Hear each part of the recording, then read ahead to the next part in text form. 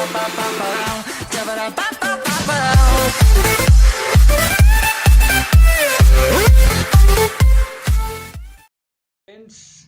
welcome you all. So this is C. Akhil Gupta, and wish you all a very happy Independence Day and happy Janmashtami. So छुट्टी का दिन है आज, इतना अच्छा weather है, बट हाँ आप लोग पढ़ रहे होगे, ठीक है। पिछले साल मैं भी पढ़ ही रहा था इस time, but with God's grace मेरा हो गया इस बार.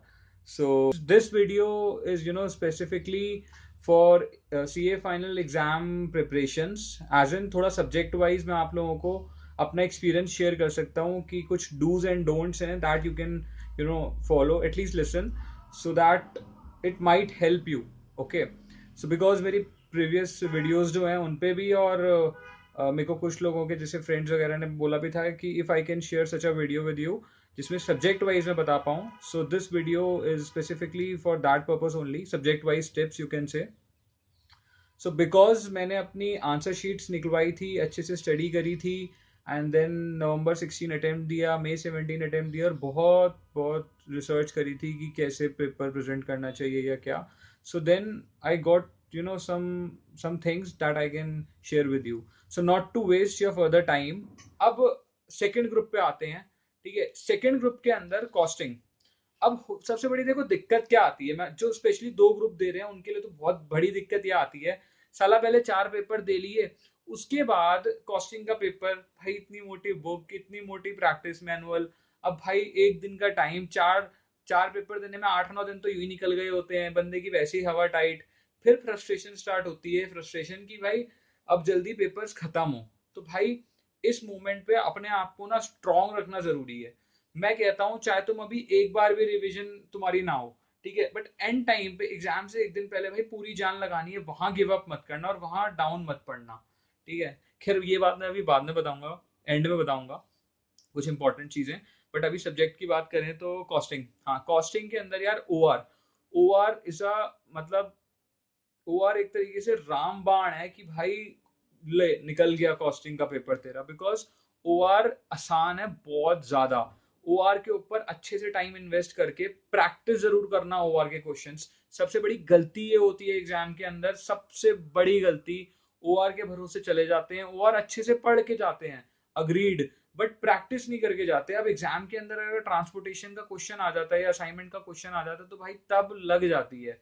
बिकॉज एक पॉइंट ऐसा लगता है कि मिनिमाइजेशन है, मैक्सिमाइजेशन है, मतलब इट इज लाइक बहुत कंफ्यूजिंग हो जाता है.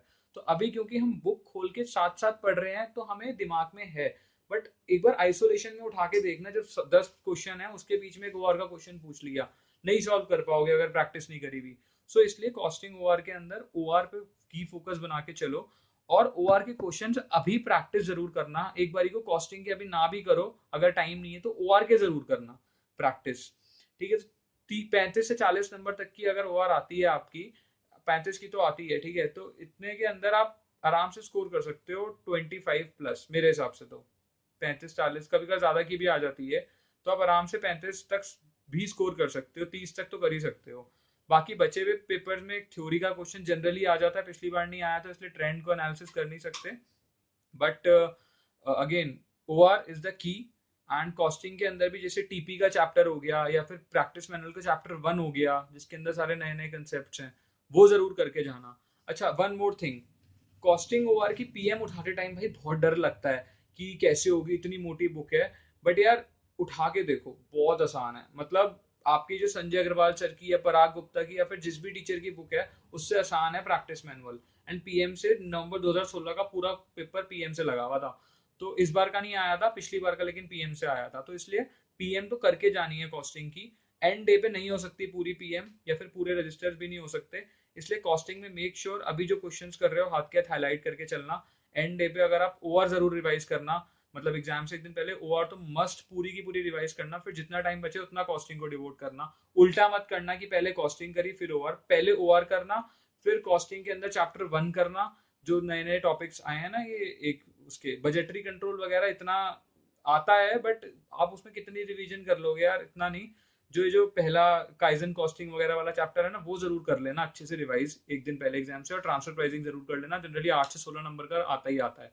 ठीक है, तो कॉस्टिंग के अंदर हो गया ओआर सबसे पहले रिवाइज, फिर आपका चैप्टर 1 जो इम्पोर्टेंट है, देन आपका वो ट्रांसफर प्राइसिंग, ठीक है। एंड कॉस्टिंग के अंदर अगर आपको प्रैक्टिस मैनुअल पूरी आपके पास टाइम नहीं है अभी, उस केस में आप हर एक चैप्टर का सेक्शन सी जो है ना, कॉस्टिंग की अगर आप कॉस्टिंग ओआर की वो उठा के देखो पीएम, उसमें सेक्शन ए बी सी में डिवाइडेड है। सो आप सेक्शन सी जरूर कर लेना हर चैप्टर का। सेक्शन सी के अंदर कुछ नए टाइप के क्वेश्चन हैं जो आजकल आते हैं। सो ऑब्वियसली कॉस्टिंग के लिए पीएम बहुत इंपॉर्टेंट है, but in case you don't have time और have less time, then in that case you can go with section C of practice manual, be it in costing be it in OR. Okay. And exam में भाई सबसे बड़ा दिक्कत ये आती है costing के पेपर में, भाई पेपर इतना लेंदी होता है ना, मतलब भाई तू कितना भी बड़ा दिग्गज हो, तू अभी सोच के बैठा हो तू कर लेगा, लेकिन भाई जब पेपर आता है ना भाई फट के चार हो जाती है। मतलब पेपर इतना बड़ा लगता है ना, पढ़ने में इतना टाइम लग जाता है यार, पढ़ उसके बाद सॉल्व कैसे होगा। सो इसलिए काफी टीचर्स ये भी सजेस्ट करते हैं कि 80 नंबर का पेपर अटेम्प्ट करो, बट विद परफेक्शन अटेम्प्ट करो। But my view is contrary on this. मैं कॉस्टिंग के अंदर मेरे इस बार भी 55-60 अराउंड आए, 56 आए हैं शायद, ठीक है। सो मेरे को जो लगता है कि भाई कॉस्टिंग में पूरा पेपर अटेम्प्ट करना, बट स्टार्टिंग से स्पीड मेंटेन करके रखना भाई, बिकॉज 100 नंबर का पेपर तो अटेम्प्ट करना ही है यार। और उसके लिए चीज है कि भाई प्रैक्टिस जरूर कर लेना कॉस्टिंग की, स्पेशली ओआर की। ओआर के क्वेश्चन अगर जल्दी निकल गए ना, तो आपको वो एक्स्ट्रा टाइम आप कॉस्टिंग को दे सकते हो, बिकॉज कॉस्टिंग में क्वेश्चन पढ़ के एनालाइज करके करने में बहुत टाइम लग जाता है। और एक क्वेश्चन अगर कॉस्टिंग का गलत हो गया तो भाई लग गई, मतलब पक्का लग गई। बिकॉज कॉस्टिंग में एक क्वेश्चन गलत होना मतलब आपके 20-25 मिनट वेस्ट। तो इसलिए ध्यान से कॉस्टिंग में पढ़ के एनालाइज करके ही करना पूरा क्वेश्चन। तो उसके लिए आपको एक एक अच्छी टिप है जो मुझे पराग गुप्ता सर से सुनने को मिली थी, कि कॉस्टिंग में हमेशा सबसे पहले क्या करना चाहिए, नीचे का पार्ट पढ़ना चाहिए, एज इन की क्या रिक्वायरमेंट है क्वेश्चन की, फिर उस हिसाब से ऊपर का क्वेश्चन पढ़ना चाहिए। वरना होता क्या है, हम ऊपर से पढ़ते चले आते हैं, नीचे देख के लगते हैं रिक्वायर्ड, सपोज आपको ये निकालना है कॉस्ट ऑफ दिस, तब नीचे जाके फिर ऊपर का क्वेश्चन पढ़ते हैं। तो बेटर है पहले रिक्वायरमेंट देख लो, और फिर उसके बाद ऊपर का क्वेश्चन, उस हिसाब से आपका दिमाग चलेगा, ठीक है। सो कॉस्टिंग में I think this was sufficient. And then coming to costing के बाद इसका इसका जो कि किसी का नहीं हुआ भाई, इसका के अंदर तो ओम भूर्भुवः स्वहा, दो मतलब लड्डू चढ़ाया ना भगवान को, ठीक है, कि भाई बस पास करा दे इसका। क्योंकि इसका के अंदर साला कितना पढ़ के चले जाओ भैया, कितना मेहनत कर लो, पता नहीं क्या चेकिंग करते हैं, किस बेसिस पे करते हैं। मेरे को इस बार 56 नंबर मिले हैं, बट पिछली बार मैं इसका की वजह से ही लुढ़का था, और जबकि इस बार मैं इसका कम पढ़ा हूँ पिछली बार से, ठीक है। But again I would suggest you, jokes apart, कि इसका के अंदर जो आपके पॉइंट्स है ना, जैसे जो मेमोरी क्राफ्टर्स वाले सर कराते हैं, किसी को अगर आइडिया हो मेमोरी क्राफ्टर्स का, तो वो पॉइंट्स रटवाते हैं। तो भाई पॉइंट्स की है, मतलब की पॉइंट्स तो रटने ही हैं आपको इसका के अंदर। अगर आप वो लैंग्वेज नहीं लिख के आओगे तो नहीं मार्क्स देते, ठीक है। इसलिए इसका के अंदर की पॉइंट्स पे तो मेन फोकस करना।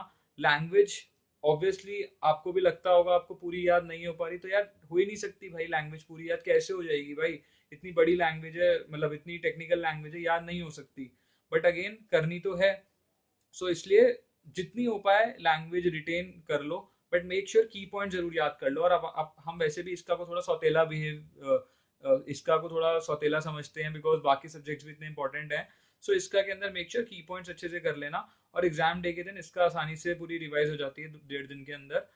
बट वही है कि चेकिंग कैसे होती है कुछ कह नहीं सकते। हाँ बाकी इसका के अंदर एक स्पेशल टिप है कि यार फ्लो चार्ट जरूर बना के आना हर क्वेश्चन में। सपोज 6 पॉइंट है, राइट, तो उन 6 पॉइंट्स को चाहे रिंग में डाल देना, मतलब पूरा आंसर लिखने के बाद जैसे आपको लिखना है, उसके बाद उनको रिंग में डाल देना या उनको फ्लो चार्ट्स में डाल देना, कैसे भी करके थोड़ा एक ग्राफिकल व्यू जरूर दे आना उन पॉइंट्स को। ये नहीं कि पूरा पूरा फिर से लिख दो, आधा मिनट लगा के, आधा पौना मिनट एक्स्ट्रा क्वेश्चन करने के बाद यूं एरो एरो बना के वो पॉइंट्स को लिख देना। 6 पॉइंट्स में तो 6 पॉइंट्स बॉक्स में जरूर डालाना, because it gives a good idea, लगता है बंदे ने मेहनत करी है। सो इसका के अंदर this is a value point कि आप ग्राफिकल थोड़ा पेपर को बना के आएंगे, ठीक है। एंड इसका के अंदर प्रैक्टिस मैनुअल इज लाइक ठीक ही है, प्रैक्टिस मैनुअल भी देख के चले जाना, पतली सी है, फटाफट हो जाएगी। एग्जाम से पहले भी एक बार देख जाना, चाहे सुबह उठ के पीएम ही कर लेना। एंड मेक श्योर कि वो पॉइंट्स जरूर याद करना है। इसके अंदर 8 चैप्टर है ना, पॉइंट्स जरूर जरूर जरूर रटने हैं, रटने। चाहे आपने स्वप्निल पटनी कराओ, चाहे मेमोरी क्राफ्टर्स कराओ, चाहे सेल्फ कराओ, चाहे कोई भी टीचर कराओ, इसका में पॉइंट्स तो रट के जाना, ठीक है। लैंग्वेज नहीं याद होगी but points, okay. Now coming to direct tax, भाई विनोद गुप्ता सर जय। डायरेक्ट टैक्स में भाई सर ने 4-5 तो मॉड्यूल बनाए हैं, ठीक है, पहले 5 थे अब शायद 4 हो गए। तो भाई मॉड्यूल तो रिवाइज हो नहीं सकते एक दिन के अंदर। पहली बात तो डायरेक्ट टैक्स पढ़ते हुए ही भाई बंदों को महीने लग जाते हैं। बंदा एम करके चलता है कि भाई परसों तक PGBP with questions complete, but जब एग्जाम आता है या फिर इनफैक्ट जब पास आता है टाइम, तो भाई लगता है अभी तक पीजीबीपी नहीं हुआ, 2 के 8 दिन खिंच गए, पीजीबीपी हो नहीं रहा है। या फिर कोई भी क्या चाप मॉड्यूल उठा लो, कैपिटल गेन वगैरह वगैरह वगैरह। तो डीटी सबको पता है सबसे बड़ा हाथी है DT, it is very lengthy, but key to crack DT is कि आप इस हिसाब से प्रिपरेशन करो कि अभी चाहे पूरी प्रिपरेशन हो गई हो, आखिरी के एक दिन में डीटी आपको पूरा रिवाइज करना ही है। एंड उसके लिए best is Vinod Gupta sir की समरी बुक, या फिर आप किसी भी टीचर से पढ़ रहे हो, just make your notes so crisp कि आप 1.5-2 दिन के अंदर पूरी डीटी कर पाओ। अब इसके लिए एक स्पेशल टिप है, डीटी के लिए आप सारी लिमिट्स अभी पढ़ते टाइम ही हाथ के हाथ एक पेपर पे लिखते चले जाओ, चाहे वो 32 ACAD की इन्वेस्टमेंट्स वगैरह हो, चाहे वो 80C की डिडक्शन की लिमिट हो, चाहे वो रेट ऑफ टैक्सेस हो, सब कुछ नहीं लिखना, फालतू टाइम नहीं वेस्ट करना। मेरे 4-5 पेज के अंदर सारी लिमिट्स आ गई थी डीटी की, तो आपको लिमिट जरूर लिखनी है। अब होगा क्या, एग्जाम से 1 घंटे पहले इतनी सारी लिमिट्स होती है ना डीटी की, आपका माइंड बिल्कुल यूं हो गया होगा कि भाई कौन सी लिमिट कहाँ लगनी है। तो इसलिए एग्जाम से 1 घंटे पहले आप 2 बार बस लिमिट्स पूरी रिवाइज कर लो, आपके वारे नहीं आ रहे हो जाएंगे। अगर आपकी कंसेप्चुअल क्लैरिटी डीटी में अच्छी है और लिमिट्स पे आपने पकड़ बना ली ना, बहुत सही हो जाएगा। तो इसलिए limits includes rates and other peculiar such things also. तो इसलिए डीटी के अंदर लिमिट साथ साथ लिखते चलो, अपने नोट्स क्रिस्प बना लेना कि आखिरी दिन में हो जाए। अब क्वेश्चन आता है जो लोग डीटी वीजी सर से कर रहे हैं कि समरी मॉड्यूल सफिशिएंट है या नहीं है। Summary module more than sufficient है, प्रोवाइडेड आप उसके साथ सर के क्वेश्चन बैंक कर रहे हो। और क्वेश्चन बैंक करने का नई टाइम है तो आप प्रैक्टिस मैनुअल कर लो, बिकॉज डीटी के अंदर क्वेश्चन बैंक बहुत ज्यादा है, प्रैक्टिस मैनुअल कम है।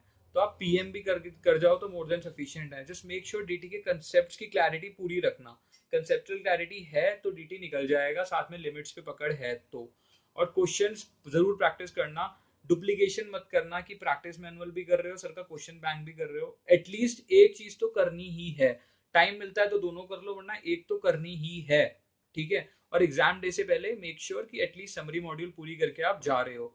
और पूरी तब हो पाती है अगर आपने वो लिमिट्स जो लिखी हुई है, बिकॉज जैसे 32 AC वगैरह आया, फटाफट फटाफट पेज पलटो, लिमिट्स देखो और अपना पढ़ते चलो। 500 400 450 500 पेज की समरी मॉड्यूल है, वो करने में ही हालत टाइट हो जाती है 1.5 दिन के अंदर। तो अपना पेस उस अकॉर्डिंग रखना, ठीक है। आप कोई दिग्गज नहीं हो बहुत बड़े, या फिर मैं भी कोई दिग्गज नहीं था जो हम सोच रहे हैं ना हम उखाड़ लेंगे, भाई कोई नहीं कर पाता। कर लो तो बहुत अच्छी बात है, बट मैंने जितने लोग देखे हैं सबकी फटी पड़ी रहती है डीटी करते टाइम आखिरी टाइम पे। तो इसलिए डीटी में पूरा ध्यान रखना पेस का, ठीक है, अब पढ़ते टाइम, ठीक है।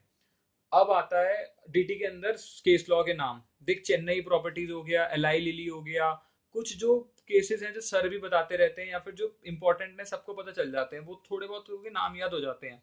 बट हाँ, हम इतने सारे नाम नहीं मेमोराइज रख सकते, तो टेंशन मत लो, डीटी के केस लॉस के नाम मत कोट करना अगर ना आते हो। As per the decided case, as per the judicial ruling, कुछ भी मतलब ऐसे टाइप का बना के लिख सकते हो। बट हाँ, सर कहते हैं कि ये लिख दो कि किस कोर्ट ने डिसाइड करा था, सुप्रीम कोर्ट, हाई कोर्ट, मुझसे तो वो भी रिवाइज नहीं हो पाता था, मतलब याद नहीं रहता था, तो वो भी मत लिखो, एज पर डिसाइडेड केस लिख दो, बहुत है, ठीक है। बट हाँ, केस का मैटर तो आपको होना ही चाहिए। बाकी अपडेट अमेंडमेंट जरूर देख लेना डीटी के अंदर, जो भी नए केस लॉज नोटिफाइड होते हैं आपके अटेम्प्ट के लिए।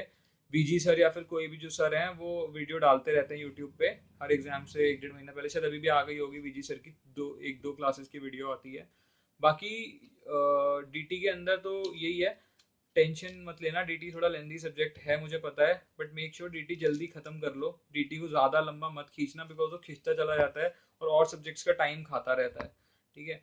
अब लास्ट पेपर आईडीटी, मेरा तो फेवरेट है, बिकॉज आईडीटी में ही आर्टिकल शिप करी है, अभी भी आईडीटी में ही हूँ, आईडीटी में ही एग्जामिशन भी आई थी फर्स्ट अटेम्प्ट में।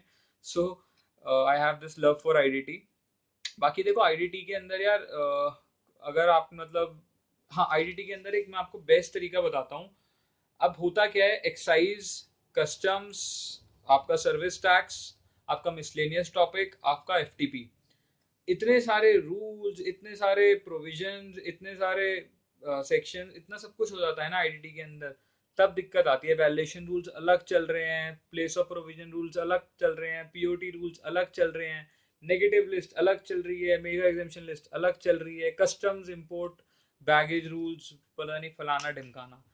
बेस्ट इज आईडीटी उठाओ, कस्टम से स्टार्ट कर रहे हो, कहीं से भी स्टार्ट कर रहे हो, जैसे ही कोई रूल्स या फिर ऐसे टाइप की चीज है ना, मतलब रूल्स हो गए या फिर जैसे पॉइंट ऑफ टैक्सेशन वगैरह, या फिर कोई लिस्ट जो याद रखनी हो, हाथ के हाथ एक अलग से पेपर या फिर एक कॉपी बना लो जिसके अंदर आईडीटी के ना सिर्फ कस्टम्स के बैगेज रूल्स, ये सारे रूल्स हैं, कस्टम वैल्यूएशन रूल्स, ये सारे रूल्स हैं। आप डिस्क्राइब मत करो कॉपी में, बस नंबर लिख लो। तो जब आपका कस्टम्स हो गया, ऐसे सर्विस टैक्स में negative list 16 services, mega exemption list 52, जितनी भी सर्विसेज है 50-60, नाम मत लिखो, यूं लिख लो 56 सर्विसेज, नेगेटिव लिख 16 सर्विसेज। तो एटलीस्ट आपके माइंड में ना क्लैरिटी होगी कि कस्टम्स के अंदर ये सारे रूल हैं, सर्विस टैक्स के अंदर ये सारे रूल हैं, एक्साइज के अंदर ये सारे रूल हैं, एफटीपी में ये है। ठीक है, तो एक आपको एक ओवरव्यू मिल जाएगा, तो इससे आपको काफी क्लैरिटी मिल जाएगी। ऑब्वियसली पढ़ते तो आप लोग हो ही, ये कुछ एडिशनल टिप्स मैं दे रहा हूँ कि जो आप अभी से फॉलो करो जिससे आपको आगे बेनिफिट हो। ठीक है, अब उसके बाद आपका कस्टम्स करो, सर्विस टैक्स करो, एक्साइज करो, एफटीपी करो, बाकी साथ में ना प्रैक्टिस मैनुअल जरूर देख के चले जाना आईडीटी की। अब होता क्या है, आईडीटी के अंदर हम लोगों को इंटरेस्टिंग लगता है जनरली आईडीटी, और प्रोविजंस हो जाते हैं, बट क्वेश्चंस की प्रैक्टिस बहुत कम लोग करके जाते हैं आईडीटी की। अब एग्जाम में आ जाते हैं क्वेश्चंस वैल्यू निकालने की, तो सबके आईडीटी में जनरली पास हो जाते हैं लोग, आईडीटी में 50 की रेंज में रह जाते हैं, एग्जामेशन रह जाती है और वहाँ 40 से ज्यादा हो जाते हैं। तो आईडीटी के अंदर दिक्कत यही है कि आप थोड़ा ना प्रैक्टिस करके जाना, स्पेशली जो न्यूमेरिकल क्वेश्चंस होते हैं उनकी प्रैक्टिस करके जाना, बिकॉज वहाँ आपको सर्विस टैक्स का अमाउंट या फिर कुछ भी कंप्यूटेशन के लिए दे दिया जाता है ना, या फिर इनपुट सेनवेट क्रेडिट कितना मिलेगा, जनरली ये क्वेश्चन आते ही हैं 4-4 नंबर के, 5-6-8-9 क्वेश्चन आ जाते हैं। तो ये ध्यान रखना, आईडीटी में केस लॉज का जरूर ध्यान रखना। केस लॉज के जनरली 4 क्वेश्चन आ ही जाते हैं 4-4 नंबर के, और केस लॉज के नाम याद हैं तो ठीक है, नहीं तो कोई जरूरी नहीं है, 4 में से 3 नंबर भी आ जाए भाई बहुत है। बस मेक श्योर केस लॉ का वो याद हो आपको, जो कंटेंट है। ठीक है, बाकी आईडीटी के पेपर करने में इतनी कोई दिक्कत नहीं होती, लास्ट पेपर होता है, एक्साइटमेंट ज़्यादा होती है। तो ये है कि आईडीटी की तैयारी भी हो ही जाती है, बट उस टाइम ऐसा लग रहा होता है बस अब पेपर खत्म हो। तो मेरे हिसाब से 8 पेपर का मैंने आपको बता दिया है। बाकी आईडीटी का जब पेपर देके निकलते हैं तो भाई जो खुशी मिलती है ना, जो रिलीफ मिलता है वो अलग ही होता है कि भाई पेपर खत्म। तो इसलिए आईडीटी के अंदर भी ध्यान रखना है, ठीक है, कि पेपर से पहले ज़्यादा ओवर एक्साइटेड मत हो जाना, पेपर के बाद तो भाई पेपर फाड़ के निकलना, मतलब ढोल वोल भी अरेंजमेंट करके रख लेना चाहे तो। अ, ये था। बाकी देखो मैं आपको अब ओवरव्यू एक दूं, ओवरऑल टिप, तो भाई अभी तक जितनी प्रिपरेशन हुई है ऑब्वियसली सही है। पहली बात, किसी से अपने आप को कंपेयर मत करना। किसी की भाई हो सकता है 5 रिवीजन हो गई, हो सकता है भाई तेरी एक रिवीजन हुई हो, बट हो सकता है तू एग्जाम निकाल रहा हो फलाना वाला रह जाए। Because number of revision doesn't mean कि आप बहुत अच्छे हो, या फिर आप आपने कम रिवीजन करी है तो आपका मतलब आप गए, या फिर आपका एक ही बार हुआ है तो आप गए। नहीं भाई, उन 3 घंटे में तुम क्या डिलीवर करके आते हो वो मैटर करता है। तो देख, अगर तुम्हें लगता है कि तुम्हारा 2 बार रिवीजन हो सकती है या फिर 2 से ज्यादा बार, वेल एंड गुड, बहुत अच्छी बात है, सेल्फ कॉन्फिडेंस बढ़ता है, that is the only key thing. और रिवीजन जितनी कर पाओ उतना बेटर है ऑब्वियसली। ठीक है, बट अगर तुम्हें लगता है तुम्हारी एक बार रिवीजन हो सकती है, स्टिल गुड, ओके, टेंशन मत लो। बस मेक श्योर कि आखिरी जो एक दिन है ना उसके अंदर जो नोट्स हैं पढ़ने के लिए वो इतने क्रिस्प हो कि अच्छे से पढ़ाई हो पाए। ठीक है, मतलब एक दिन के अंदर पूरा सिलेबस कवर हो जाए। और बाकी जिनको लगता है जिनका सिलेबस बस खत्म हो पाएगा, डोंट वरी, डोंट वरी, पूरी जान लगा दे भाई अभी से ही। ये डोंट वरी का मतलब ये नहीं कि भाई कि रिवीजन ना भी करो तो चलेगा, ऑब्वियसली रिवीजन करना बेटर है खुद के कॉन्फिडेंस के लिए। बट अगर एक बार भी पूरा अच्छे से पढ़ा हुआ है और तुम्हारे नोट्स आखिरी 1.5 दिन के अंदर इतने क्रिस्प हैं और तुम अच्छी डिलीवरी करके आ रहे हो, रैंक भी आ सकती है। ऐसा नहीं है कि सिर्फ रैंक उन्हीं की आती है जिन्होंने 10 बार रिवीजन करी है। मेरा एक फ्रेंड है, पिछले अटेम्प्ट में रैंक लेकर आया है, 2.5 महीने प्रिपरेशन करी है भाई ने बस। ठीक है, और बट इतना अच्छा आईक्यू था उसका, और एग्जाम से एक दिन पहले पूरी दिन रात मेहनत करके पढ़ा है, निकाल लिया। और ऐसे फ्रेंड्स भी हैं जिन्होंने 3-4 बार रिवीजन कर दी, सब कुछ कर दिया, फिर भी नहीं हुआ। तो यार मतलब not to demean anyone, but the point is सिर्फ रिवीजन ही सब कुछ नहीं है, इसलिए डीमोटिवेटेड मत हो यार, बस जान लगा दो, पूरे टेंशन फ्री होके पढ़ना है। ठीक है। एंड एक चीज और, मॉक टेस्ट, या कई जगह एक सीरीज चलती है, कई जगह दो सीरीज होती हैं, वो स्टेट टू स्टेट डिपेंड करता है, regional council to regional council. But हाँ, मॉक टेस्ट जरूर देना यार, जरूर एटलीस्ट एक, मतलब आठों पेपर एक बार जरूर दे देना अगर टाइम हो तो। अब कुछ लोग कहते हैं घर बैठ के देते हैं, कुछ लोग कहते हैं एग्जाम में। अब घर बैठने वाले जो होते हैं ना, ये लोग बोलते तो हैं, जनरली देते नहीं है, वो उनका रह ही जाता है। इसलिए मैं तो एडवाइस करूंगा थोड़ा टाइम लगा के, चाहे सेंटर पे जहाँ पे होते हैं, जैसे प्रशांत विहार में होता है दिल्ली में, या फिर आपका यहाँ होता है विश्वास नगर साइड होता है लवली पब्लिक स्कूल।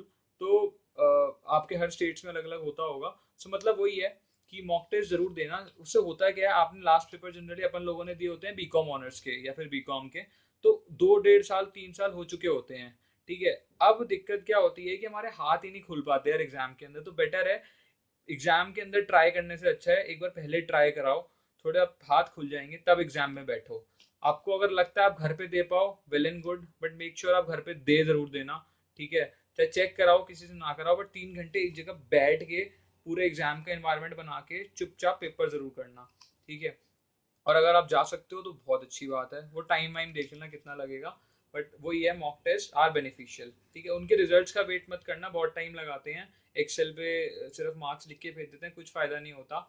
मेरे ऐसे दोस्त भी हैं जिनके मॉक टेस्ट में 60 70 आए थे, एग्जाम के अंदर 32 आए थे। और ऐसे भी मैं खुद हूँ, मेरे मॉक टेस्ट में 31 आए थे आईडीटी में, और एग्जाम में मेरे 60 प्लस थे। तो यार इसलिए mock test are just for your practice and hand opening. And mock test के अंदर जो क्वेश्चंस आते हैं डिट्टो प्रैक्टिस मैनुअल से उठ के आते हैं। तो अगर आपने प्रैक्टिस मैनुअल करी हुई है तो आप मॉक टेस्ट इजीली अटेम्प्ट कर लोगे। ठीक है। Because same figure same value वहीं से उठाती है बोर्ड ऑफ स्टडीज। ठीक है। सो मॉक टेस्ट का हो गया, और बाकी रिविजन्स की टेंशन मत लेना। ठीक है। एंड वही है, अपने सारे सब्जेक्ट्स का मैंने आपको बता दिया, बट मेक श्योर अपने नोट्स को ट्राई करना इतना क्रिस्प कर लो कि आखिरी 1.5 दिन में पूरा सिलेबस निकल जाए।